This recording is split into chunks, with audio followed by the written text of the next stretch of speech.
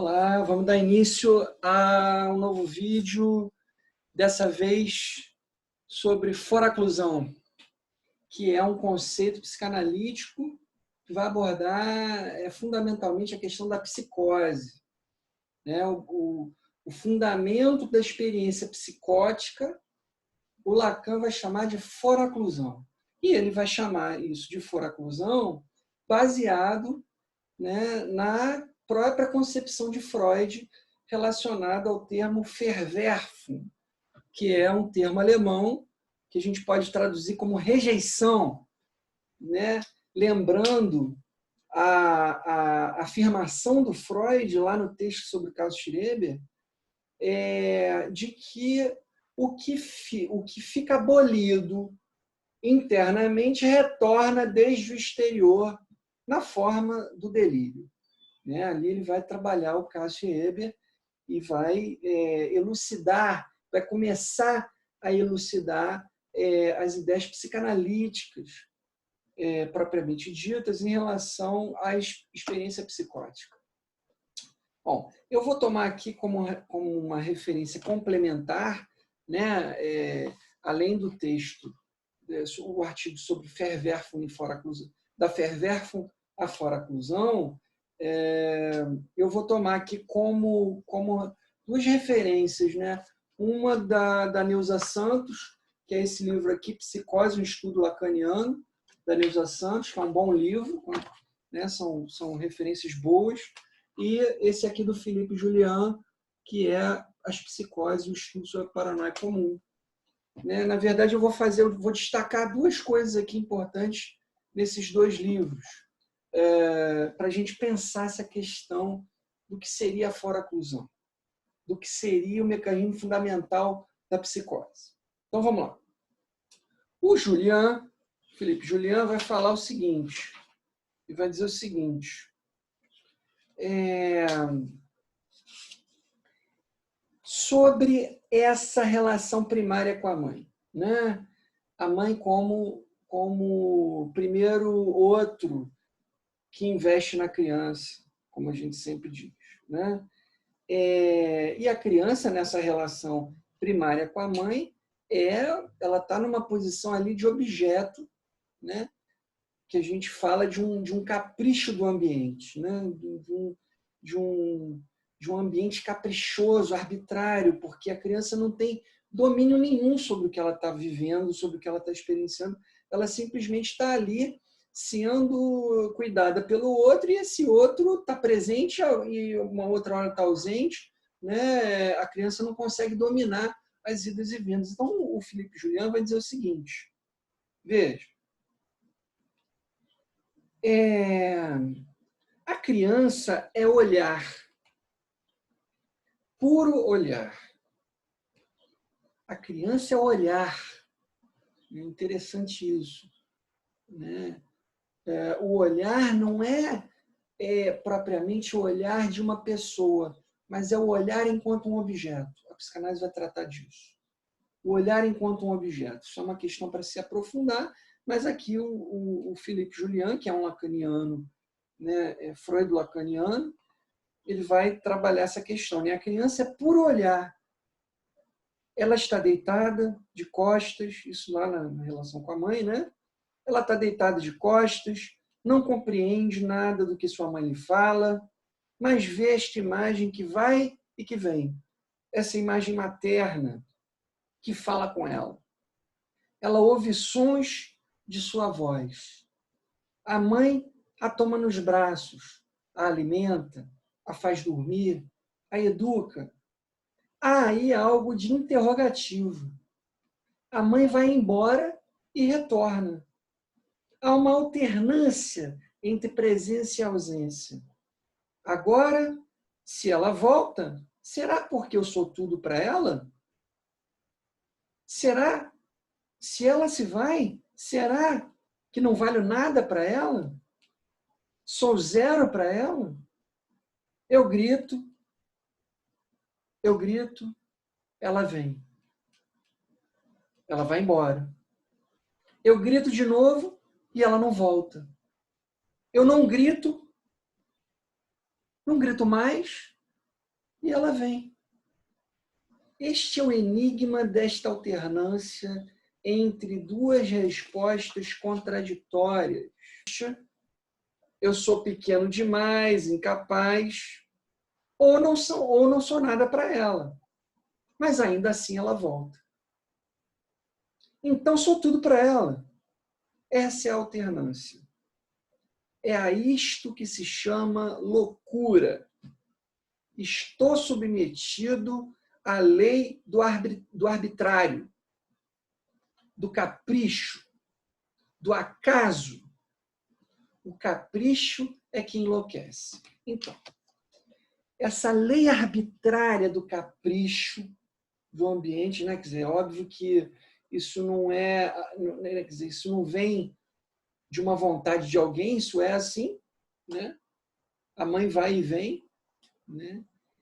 E essa impossibilidade da criança inicialmente dominar isso, da criança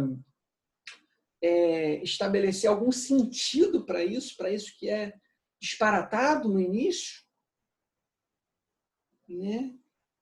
O Julian vai dizer, isso enlouquece, isso é enlouquecedor. É preciso que haja um sentido para isso. E o que vai dar sentido para isso, para começar, é algo da ordem da linguagem. Bom, isso é uma coisa importante. O que vai dar sentido para essa experiência disparatada, sem sentido, é algo que só pode vir da ordem da linguagem, já que o ser humano é falante e a criança vai começar a desenvolver os seus primeiros balbucios, suas primeiras trocas entre significantes, entre sonoridades que vão começar a produzir sentido.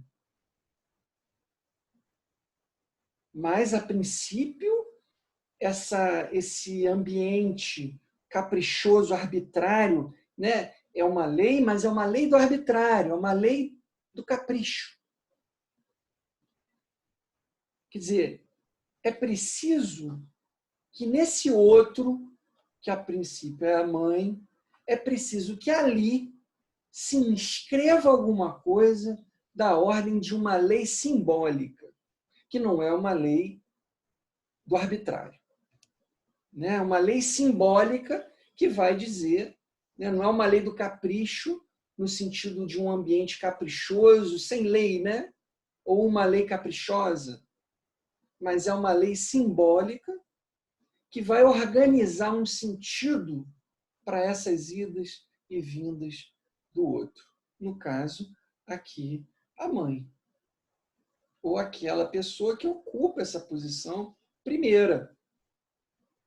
Né? Ou seja, qual é o sentido do fato de que o outro me falta? De que o outro... Quer dizer, a criança vai começar a tentar organizar isso de alguma forma. Vai tentar começar a dar sentido para isso. Mas o sentido, como a gente sempre diz, né? O sentido que depende das palavras, depende dos significantes, não são provenientes da criança. O sentido é proveniente do outro, do grande outro. Como eu sempre coloco, esse grande outro aqui, né? Ora, qual é o sentido desse capricho do outro? O sentido desse capricho do outro é uma lei simbólica. Que lei simbólica é essa? Que lei simbólica é essa que imprime no outro uma organização, uma ordem? Que imprime e inscreve no sistema da fala e da linguagem uma ordem, uma ordenação. E que organiza, portanto, o sentido das idas e vindas da mãe. Dessa coisa que a princípio é disparatada e, de repente, pá, eu consigo amarrar um sentido aqui para isso. E, a partir disso, eu passo a me relacionar com o universo do sentido, não com o universo desse capricho do outro. né? Eu passo a me referenciar no universo dos sentidos. Que lei simbólica é essa que organiza para a criança o sentido dessas idas e vindas? O Lacan vai dizer que é a lei do desejo. E aí é a lei do desejo. Repara, é a lei do desejo. Ou seja, né, a gente pode colocar aqui o desejo vinculado à lei. Repara, né, por que a lei do desejo que vai estar que se inscreve aqui e que organiza para a criança alguma coisa que ela possa sair dessa loucura ou não entrar nessa loucura, não adentrar, não adentrar o campo da loucura psicótica? O que faz com que isso aconteça, o que essa ordem aconteça, é o que o Lacan chama de ordem simbólica. É o que organiza no simbólico a lei do desejo. O que significa isso? Significa simplesmente que a criança dá um sentido para isso, dizendo: mamãe deseja alguma coisa. Essas idas e vindas, essa coisa disparatada, significa o quê? Desejo. Ah, então o outro deseja.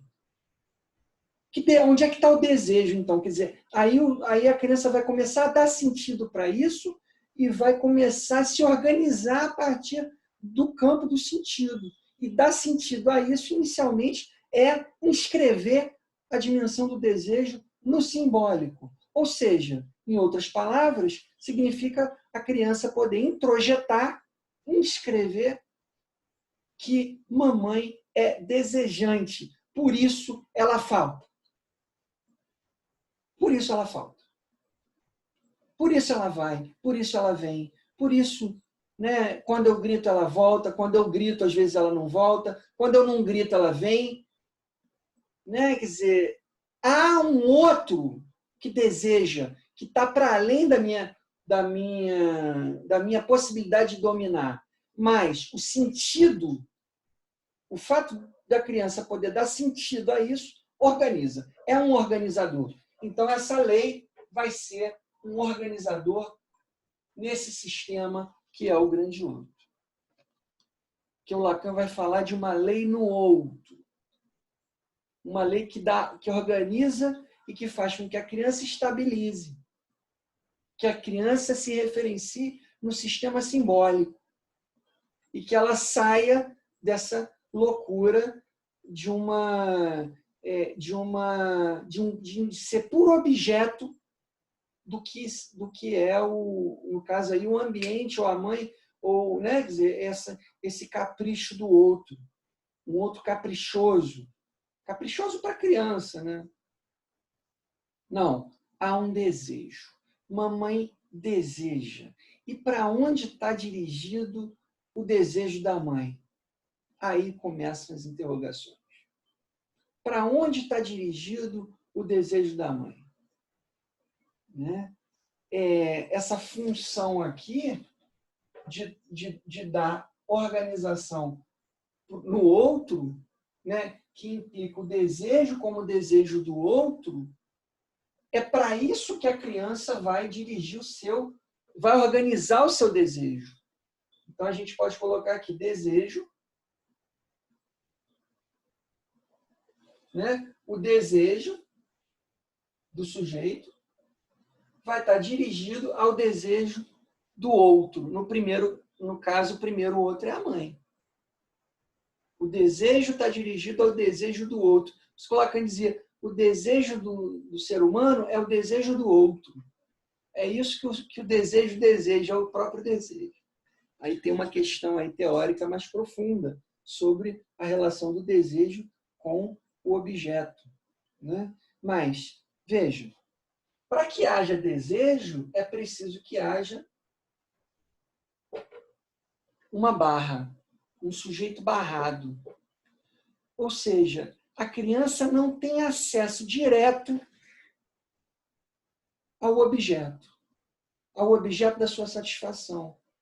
Não tem, porque a mãe vai e vem, a mãe não é toda para a criança. Mas é preciso que haja sentido. É preciso que se organize um sentido para isso, na linguagem, no simbólico. Essa organização de sentido ela vai chamar de lei. Vai chamar de lei.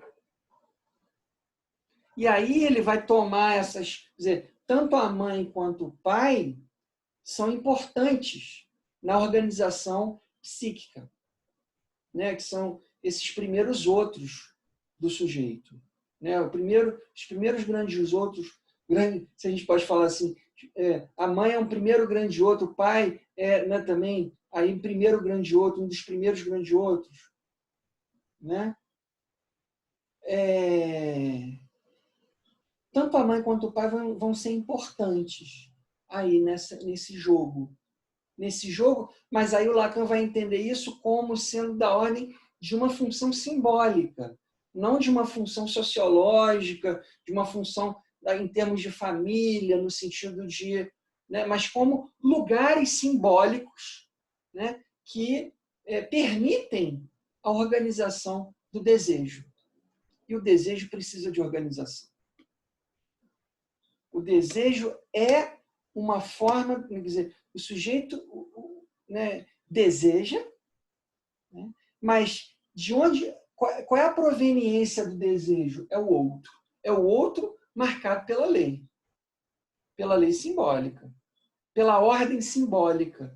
Ou seja, aqui o Lacan vai dizer, então, né, dizer, diante disso que o Felipe Julián está falando, né, o que vai imprimir o desejo da mãe, para onde está dirigido o desejo da mãe, é para esse que promulga a lei. Para esse outro, seja quem for, seja o que for, esse outro que promulga a lei do desejo. Esse outro que faz da mãe uma mulher que não é toda com a criança, que não é toda para a criança, que deseja, além de desejar, né, na medida em que deu sentido, organizou um sentido, a mamãe deseja. Ela não deseja só a mim. Né? Quer dizer, então, é na medida em que a mamãe não deseja só a criança, é que o meu desejo vai se dirigir ao desejo da mãe. É isso que o Freud chamou de complexo de Édipo. A entrada no complexo de Édipo é justamente a organização do desejo em função do desejo da mãe. Já organizada aí, inscrita a lei. Isso é a entrada da criança no complexo de Édipo. Inscreveu a lei simbólica, entrou no Édipo.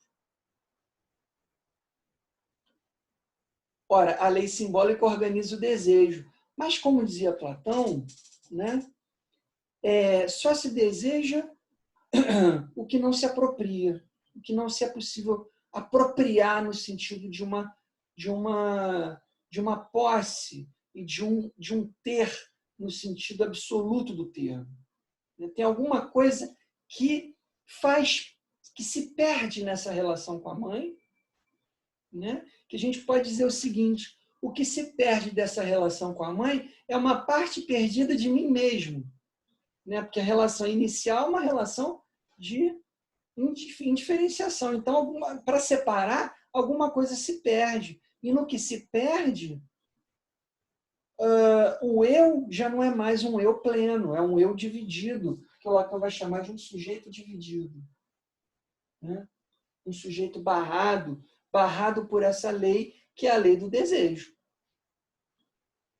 Então, o desejo barra no sentido de lançar o sujeito ao desejo. Ou seja, ele embarrera, né, a lei é uma barra, né, que faz com que haja desejo e um desejo ordenado, dirigido, e que dá sentido ao desejo da mãe. Né? O que dá sentido ao desejo da mãe é a sexuação da mãe, e aí, quer dizer, isso tudo vai mobilizar o que o Freud chama de complexo de castração. Ora, na medida em que a mãe não é só uma mãe, ela é uma mulher, ela é sexuada, isso vai mobilizar o complexo de castração. Então, a lei simbólica ela tem como, né,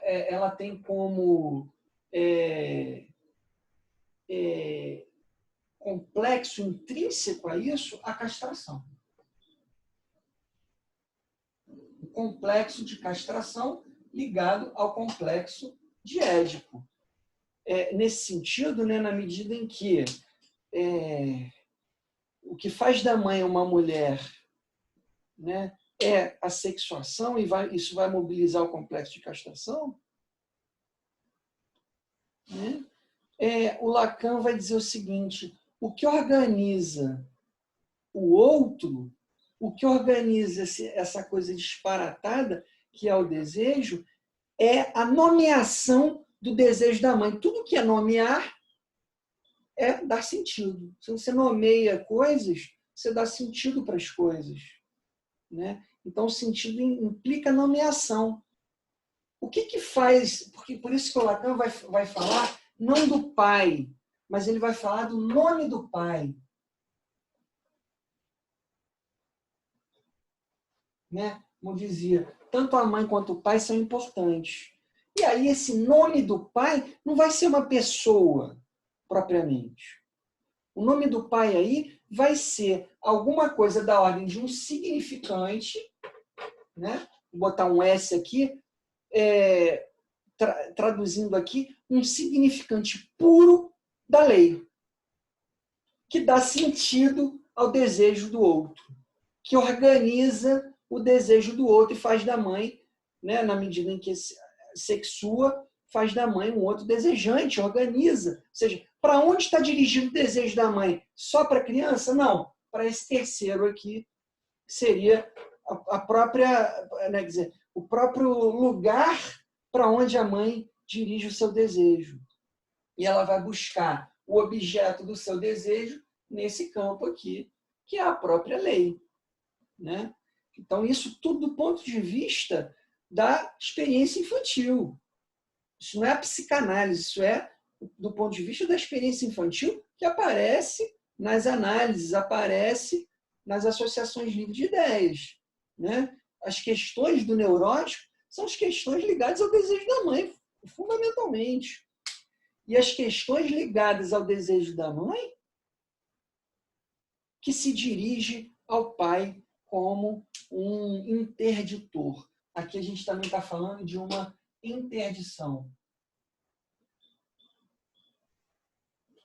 Ou seja, ao mesmo tempo que a lei dá sentido ao que antes não tinha sentido, né?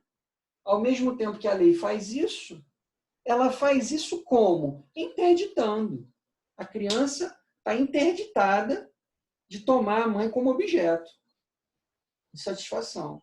Isso é uma lei que funciona ali interditando o caminho da satisfação pulsional, genital, mais propriamente falando, dirigida à mãe. Porque o olhar, né, os trocas de sonoridade, né, a relação com a analidade, as vozes, né, as experiências pulsionais do comer, do ingerir, né, da oralidade, tudo isso, nada disso faz muita questão, né? Faz questão no sentido de ser alguma coisa proibida. Não, essas experiências são experiências de perda, que sempre vão estar implicadas na divisão do sujeito. Perda do olhar, perda do bico do seio, perda, né, do cocôzinho, que é tão importante no início para a criança, como uma extensão do corpo. Mas tem alguma coisa aqui da ordem da lei que organiza isso tudo aqui. Que organiza essas perdas, que vai dar sentido para isso. Qual é o sentido disso? É a lei simbólica e que vai... Né, dizer, o desejo vai ser capturado e organizado pela lei e pela castração. Então, a castração, veja, repara, a castração não é castração do desejo. Não. A castração é o que articula o desejo. É o que possibilita o sujeito desejar, porque algo lhe falta. Algo lhe falta. E essa falta tem que ser organizada no plano simbólico para que o sujeito estabilize a sua relação com a falta e possa dialetizar com a falta.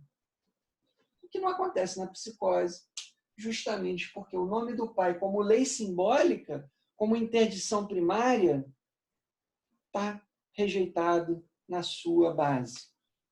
E aí o outro, né, é um outro invasivo, disparatado, é o que o Juliano está falando aqui. O capricho é o que enlouquece. E o capricho na psicose é o capricho do outro. É o puro capricho do outro. Né?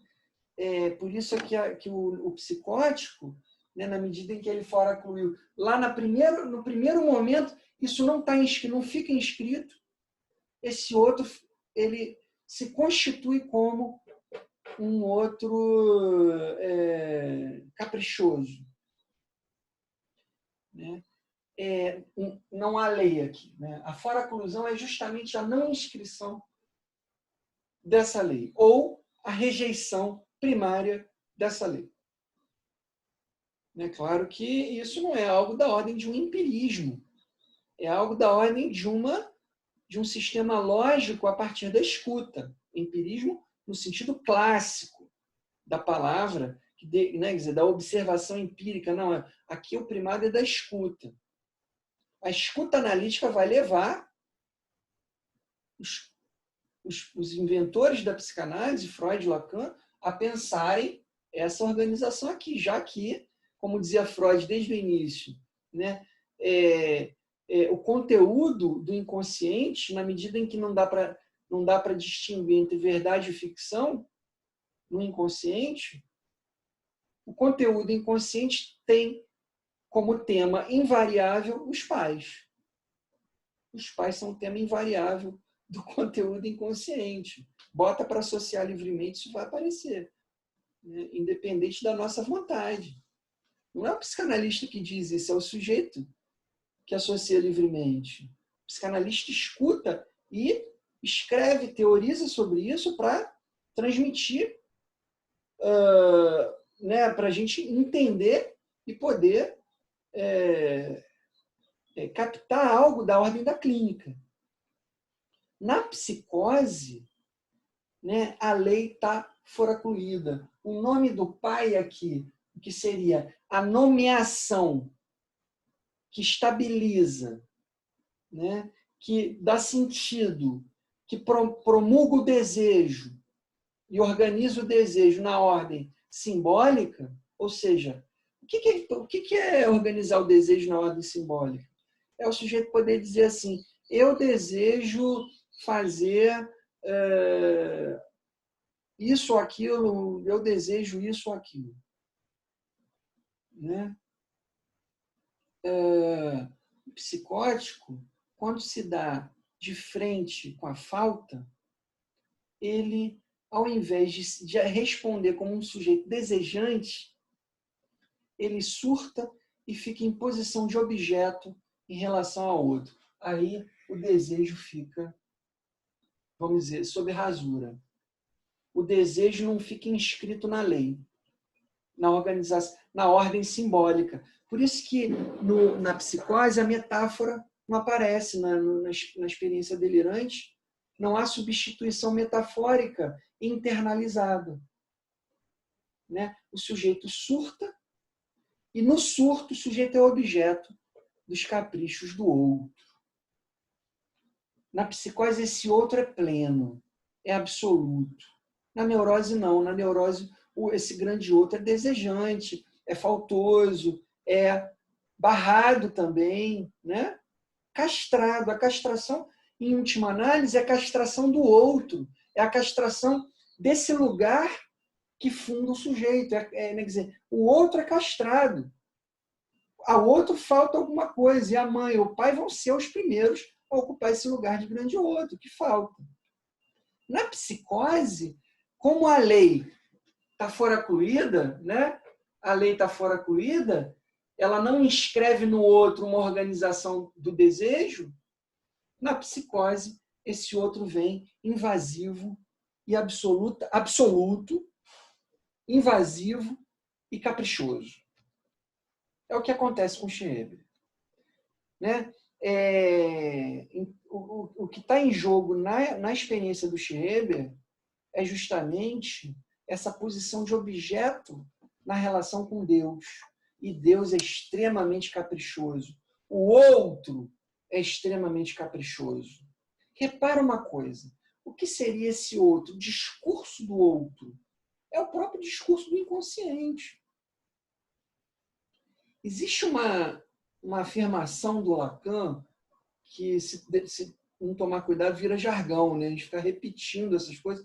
Isso não serve, a gente tem que entender. Mas o Lacan dizia o seguinte: o sujeito recebe a sua própria mensagem invertida, vinda do lugar do outro, na forma de uma palavra inconsciente.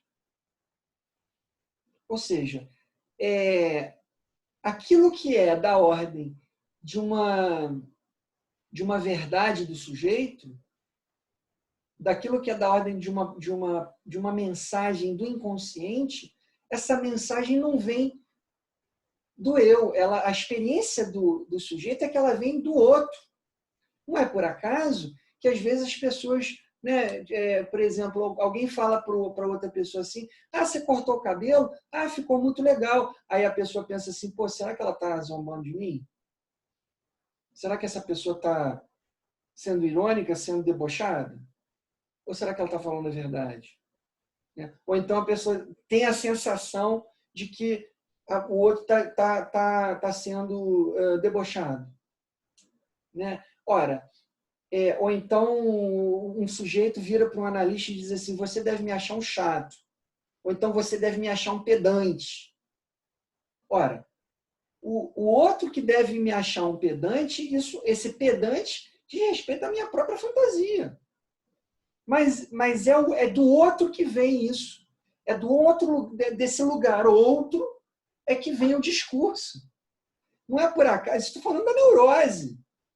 Tanto na neurose como na psicose. Na neurose, né? Ah, o analista deve me achar um pedante, o analista deve me achar um bobo, ou então o analista deve me achar muito interessante. Né? São mensagens do próprio sujeito que vem do outro. Não é por acaso que, às vezes, o sujeito, falando da neurose, não é delírio.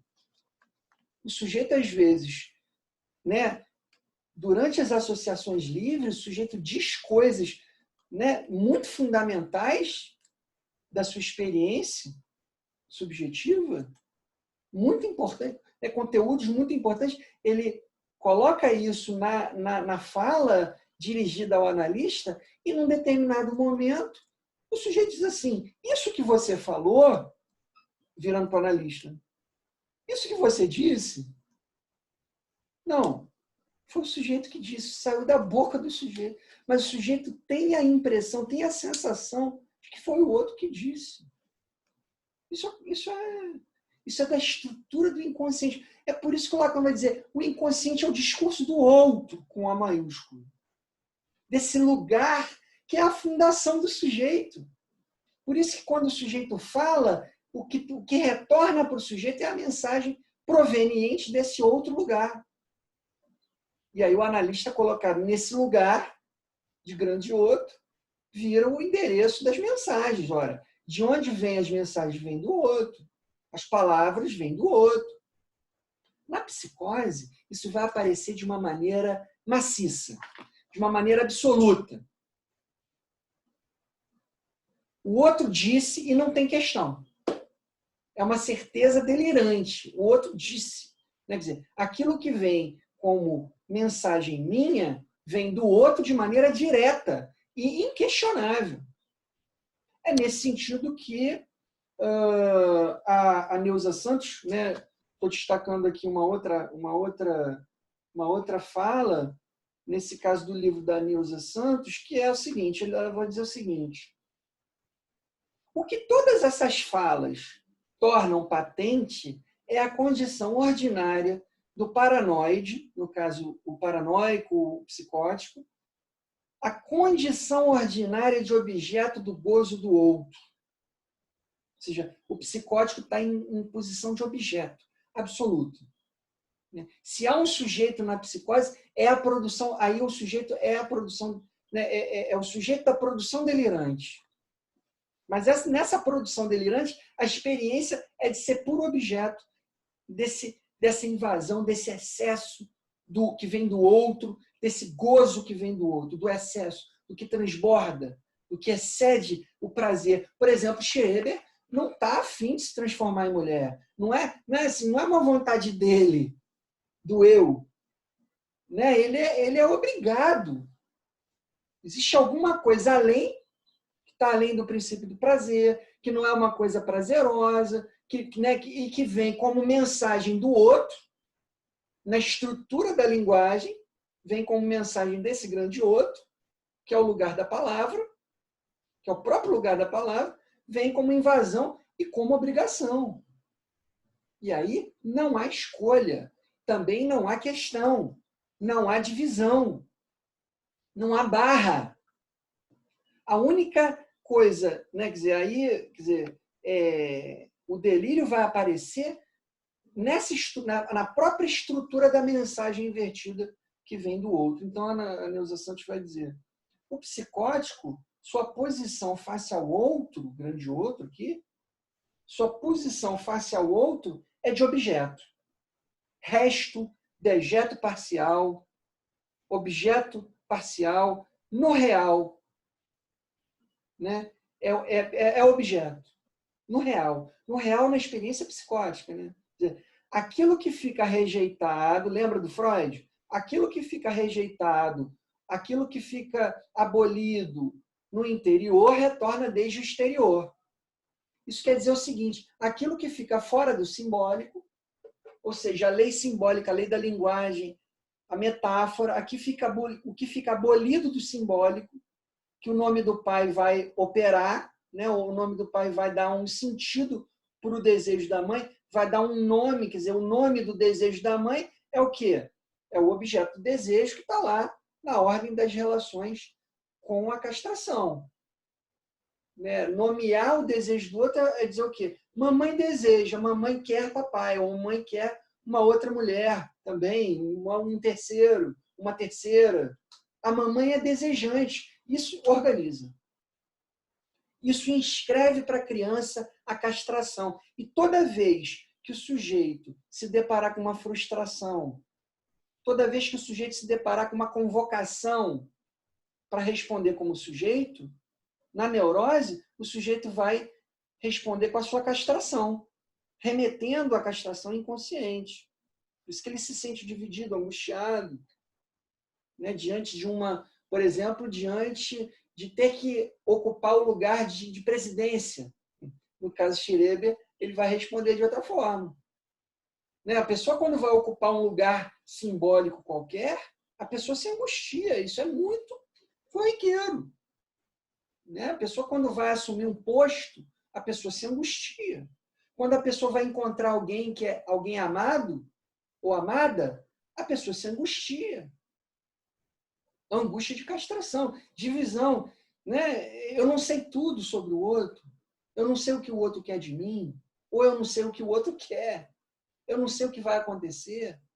Né? Esse eu não sei, isso implica a divisão e a castração. Quer dizer, remete o sujeito à sua castração primária relacionada à lei simbólica, né?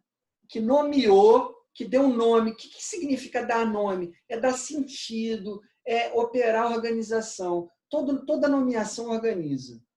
Toda nomeação organiza. Né?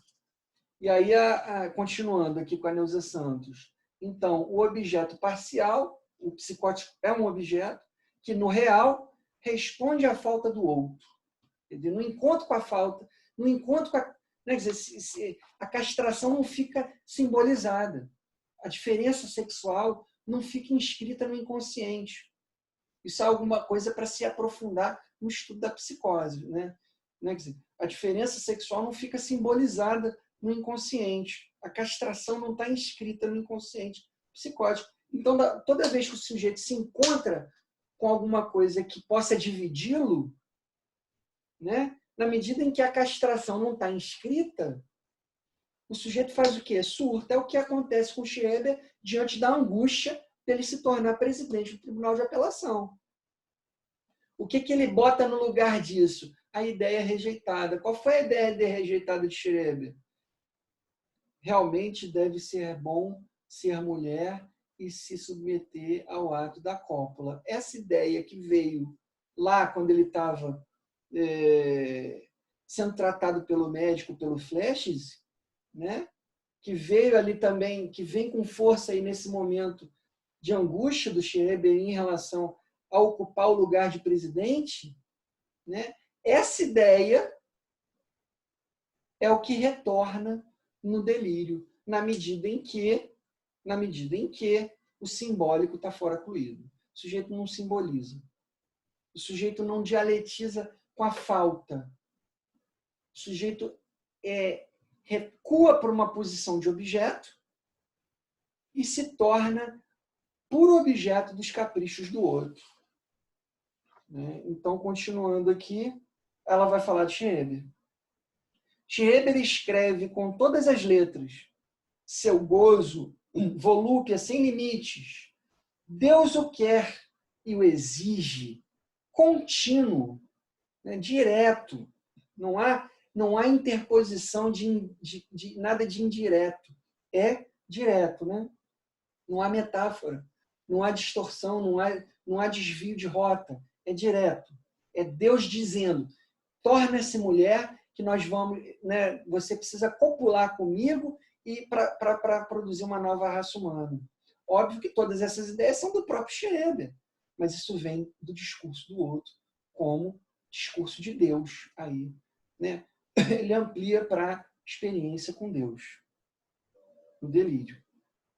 Então Deus o quer e o exige contínuo, não lhe restando outro destino, senão de fazer-se servo dessa vontade, desse capricho do outro. Fica puramente a revelia e entregue aos caprichos do outro. Não há lei simbólica que organiza esse outro faz o que quer. Não há lei simbólica que barra esse outro, que faz desse outro desejante e não pleno, né? Incompleto.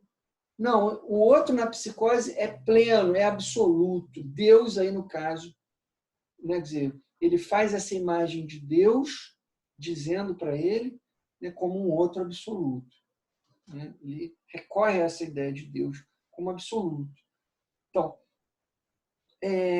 servo dessa vontade, não lhe cabendo outro dever, senão o de obedecer. Seu corpo e sua virilidade sacrificados. Né? Sacrificados. A virilidade fica sacrificada. Usufruto desse outro insensato, egoísta e cruel. Ora, isso tem a ver com o supereu, né? A lei insensata do supereu, a crueldade sem justificativa, sem relação com a realidade. O supereu na psicose vai aparecer como um outro absoluto. Né? E o sujeito vai ser objeto dessa invasão do outro, dessa obrigação que o outro impõe e que o sujeito está ali entregue, não tem como dialetizar. Justamente porque o que promove a dialética é o simbólico. E o simbólico na psicose está foracluído. A foraclusão, que é a foraclusão do nome do pai aqui como nomeação do desejo da mãe, não como pessoa, mas como alguma coisa que nomeia o desejo da mãe, a foraclusão primária vai fazer com que, na vida, diante da falta, diante da angústia, o sujeito responda com a foraclusão. Responde com a foraclusão. Então, no caso do Schreber, né, a foraclusão da lei simbólica, lá na experiência infantil, né, quer dizer, o outro fica como um outro caprichoso, né, ele está ali organizado de alguma forma, ali, alguma coisa sustenta, dá sentido, né, para a vida dele, mas no que ele encontra com a angústia, ele surta, né, e abre o campo do desmoronamento dos objetos. E aí, com o que ele responde? Com delírio. O psicótico, como ela diz, responde como objeto do capricho desse outro absoluto, desse outro insensato. Né? Não lhe restando outro destino, senão o de fazer-se servo dessa vontade. Né? Então, quer dizer, concluindo, né? A foraclusão da ideia de Schreber deve ser bom ser mulher e se submeter à ordem da cópula. Schreber, ao invés de recalcar, foraclui. São dois processos possíveis. A foraclusão ou o recalque. Na neurose, o recalque. Na psicose, a foraclusão. E a gente vai ver depois, na perversão, a recusa. O desmentido da lei. O perverso desmente a lei. O perverso desmente a lei. Mas para a gente concluir aqui, né, quer dizer, na medida em que esse outro é um outro sem lei, esse outro vem como caprichoso, como absoluto. Né? A única forma, então, nessa experiência de angústia, de desmoronamento do mundo, dos objetos, como a gente vem falando em outros vídeos sobre neurose e psicose, eu falo muito disso, né? Baseado em Freud, baseado na psicanálise, diante dessa angústia do desmoronamento, o que o sujeito coloca no lugar? A única forma de organizar-se, de se organizar, de dar sentido para alguma coisa é o delírio. E aí o sentido qual é? Eu tenho que ser mulher e me submeter à cópula com Deus para que uma nova raça humana purificada se estabeleça. Esse é o sentido que aparece. É a única forma de dar sentido ao que não tem sentido. Já que a lei não está inscrita, não deu sentido, não organizou, porque o sentido organiza, né? A gente é um pouco repetitivo para a gente entender bem isso, né? Na medida que o sentido, né? O nome do pai não nomeou, não deu sentido, não organizou, né? Nomear é dar sentido, nomear né, provoca, né, diminuição de tensão, provoca alívio. Quando você nomeia alguma coisa, quando você tem uma experiência qualquer, né, que você não consegue nomear, caramba, eu não... O que é isso? Que coisa doida. Que coisa doida. Naquilo que eu posso nomear, dar uma explicação, dar um sentido, eu fico mais calmo. Ah, tá. É por causa disso. Ah, tá. É por causa disso, papapá. Ah, tá. É porque mamãe deseja papai. Ah, tá. Ok. Aí escreveu a lei, ou seja, eu não posso ser um com a mãe. A lei é essa, né? É a lei do incesto. A criança não pode tomar a mãe como objeto. Nem também ela pode aceder ao lugar do pai, porque ela passa a visar o pai. A criança, né? Passa a visar o pai. Depois disso, ela passa a visar esse terceiro. Vai buscar identificação ali. Mas esse lugar também está interditado.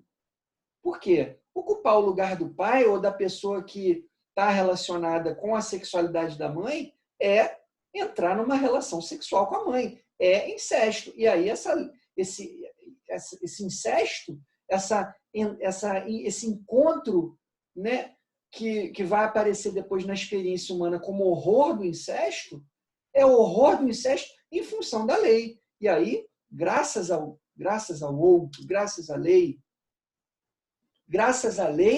eu não fui capturado pelo impossível, pelo que vem como horror. Né? E aí eu posso desejar, e aí, quer dizer, o que a castração vai fazer? Vai empurrar para fora da relação familiar. Vai ter que desejar fora, no sentido da sexualidade genital. Vai ter que desejar fora, castração. Genital, aí, tem a ver com função da castração. Né? A criança despertou a função genital, o que vai aparecer para ela é um símbolo aí, que é o símbolo da falta, da castração. Cortou e empurrou para o desejo. O desejo de um sujeito dividido, incompleto, não pleno, que deseja e que vai desejar fora da relação com a mãe. Né? Castração é isso. É desejar fora. A lei promulga o desejo da mãe, o desejo como desejo do outro, organiza isso para a criança e a castração joga a criança para desejar para fora e organiza isso. né? É um organizador da cultura. A lei é um organizador da, né? Quer dizer, para Freud, essa lei do incesto, essa lei de que não pode haver relação sexual com o outro, né, no sentido cultural, é o que organiza a cultura. Né? É claro que existem culturas em que existem possibilidades aqui e ali de incesto, né? Mas, mesmo que haja uma coisa ou outra assim, nesse sentido, nessa direção, a lei do incesto em um âmbito mais rigoroso. Isso quem vai dizer são os antropólogos, não é a psicanálise, são os antropólogos. Vai ler o Claude Lévi-Strauss e vai ver lá, ele dizendo que toda cultura é balizada pela lei do incesto. Toda cultura está, né, nela inscrita a lei do incesto. E aí outros pensadores vão dizer, não há cultura sem lei do incesto, sem lei de que não pode haver incesto. De que não pode, a criança não pode, né, recuperar a mãe toda para ela. Que o complexo de Édipo vai, né, vai dinamizar essa coisa, assim, né? Mas a mãe não é toda. A mãe deseja para fora, e é isso que vai operar a castração, que vai lançar a criança como sujeito para dirigir o seu desejo fora da relação com os pais. Bem, na psicose isso fica foracluído. Né? A lei, o nome do pai como lei simbólica, né? Não como pessoa, mas como lei simbólica, fica foracluído, como um mecanismo primário de defesa. A castração fica elidida, e aí o sujeito delira. A experiência delirante é uma experiência possível, uma experiência humana. Não é um distúrbio para Freud, não é uma doença propriamente para Freud, no sentido de uma patologia pineliana, né? Não. Doença no sentido de sofrimento, que o sujeito sofre. E tem tratamento, né? A psicanálise trata. Clínica trata, existem outros dispositivos que tratam. Né? Quer dizer, a psicanálise vai falar de uma possibilidade de suplência dessa foraclusão, da foraclusão do nome do pai, da foraclusão da lei simbólica. De suplência do sentido que possa operar, de um sentido qualquer que possa operar como suplência e estabilizar o sujeito. Mas aí é suplência. A foraclusão já está dada. A foraclusão já está dada. O que vem depois é a possibilidade de suplência disso. De alguma coisa que funcione como um estabilizador do sujeito. Né? O delírio é um ponto de estabilização. Essa é uma grande teoria da psicanálise. Teoria baseada na experiência com os psicóticos. O delírio é uma forma de organização do sujeito. É uma forma de organização, de reorganização da realidade. É uma forma do sujeito poder estabilizar a sua relação com o outro, mesmo que seja muito sofrido. Mas o Freud vai dizer, o delírio é uma tentativa de cura. Bom, e aí eu termino esse vídeo com uma situação muito peculiar de um sujeito que dizia o seguinte, um psicótico, dizia o seguinte, Deus me disse, me ordenou, né, para eu conseguir me libertar desse mundo que é infernal, Deus me delimitou a ordem, né, de matar minha mãe, depois me matar, porque nós dois vamos juntos para o paraíso. O delírio de um psicótico na clínica. Tá? Então, é a partir disso que né, quer dizer, é óbvio que nada disso esgota a questão, ao contrário, abre para outras questões, mas o objetivo aqui era pensar essa foraclusão primeira, que é a foraclusão da lei, né? na medida em que o psicótico responde a isso com delírio e não com a lei inscrita, né? O neurótico responde a isso a partir da lei. Apesar dele reclamar de que não pode tudo, de que não dá para ser tudo para o outro, reclama, se queixa, né?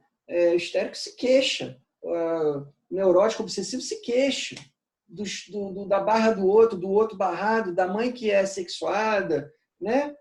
Não lida bem com isso, não lida bem com a castração, mas está inscrito no regime da castração, da angústia de castração que move o recalque. Então, é uma resposta possível, recalque, que vai produzir a neurose. Na psicose, a foraclusão. É uma outra possibilidade de existência. O que a clínica vai proporcionar, né, é que o sujeito possa encontrar uma maneira de lidar com esse outro invasivo, com esse outro invasivo, construindo uma determinada forma de existência em relação a esse outro de uma maneira mais estável, de uma maneira mais concatenada, ordenada, né? De uma maneira que ele não leve tanto, não se coloque tanto ao nível de um avassalamento que venha desse grande outro delirante, delirado, né? Deus, no caso do Schreber, delirado aí. Tá? Então, é isso. Esses livros são leituras complementares, não são, né? Quer dizer, a gente continua aqui com Schreber, né? Os textos que eu estou indicando aqui, mas esses textos são interessantes. São 2 livros sobre psicose, um da Neuza Santos, outro do Felipe Juliano. Tá bom? Acho que é interessante, indico para quem quiser. Ok? Se aprofundar, tá? Até a próxima.